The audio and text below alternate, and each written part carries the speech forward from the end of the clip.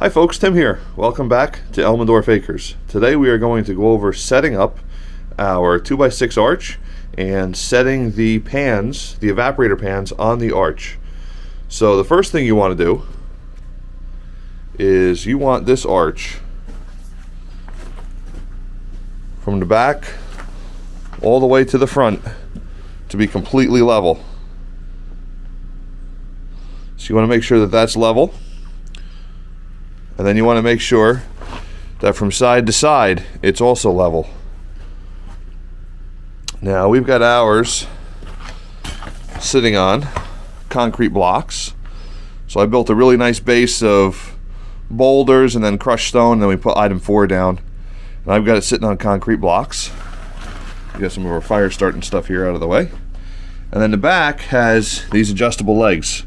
So you can spin this nut up or down and adjust the legs. But if you start with the firebox area completely level, it makes life a whole lot easier. So that's what we're going to go over today.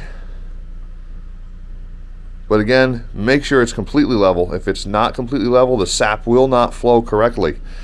And that might seem counterintuitive, that you want the back to be higher than the front so it flows to the front when you pull it off. That's not how it works. The density of the sap all the way down into the syrup, the density is what pushes the syrup through. Alright, this is called rail gasket, and this goes between the arch and the pan.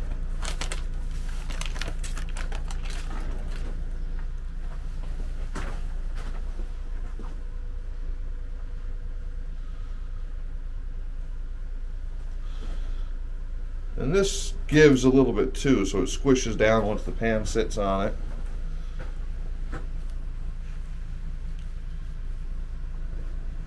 And the set of pans that I have, we actually have to double up the insulation in the front.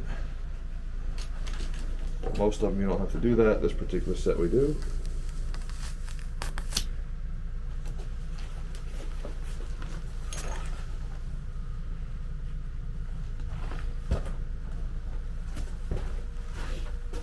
The idea is this keeps all the heat and the fire inside this arch, which is where you want it. You do not want this stuff to come out. Scorches the sides of the pans.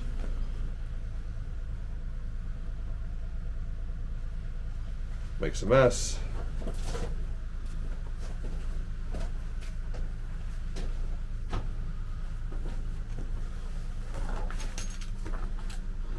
You do not want to burn the sides of your pans. And by keeping the heat in, it allows the arch to work properly. Fire is down here. It flows up through, it rolls up inside those raised baffles in the arch, goes back down and then up the chimney. So you can see right about here is where the flames start rolling in, and they roll all the way through. And they come out down here. This is the back of the pan.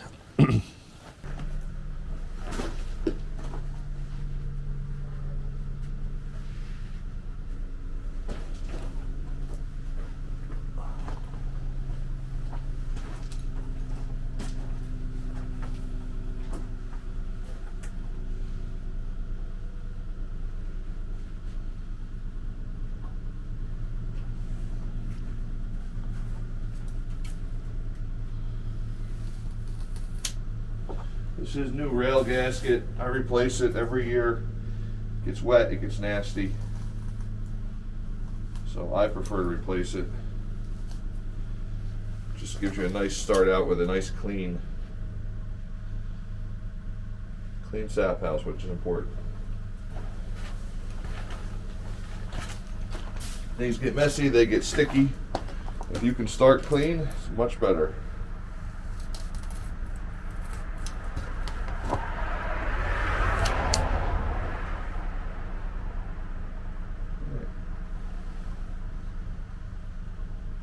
Now our finishing pan sits on the front. The main evaporator pan sits on the back. And you put gasket between the two pans to keep the fire from coming up in between them.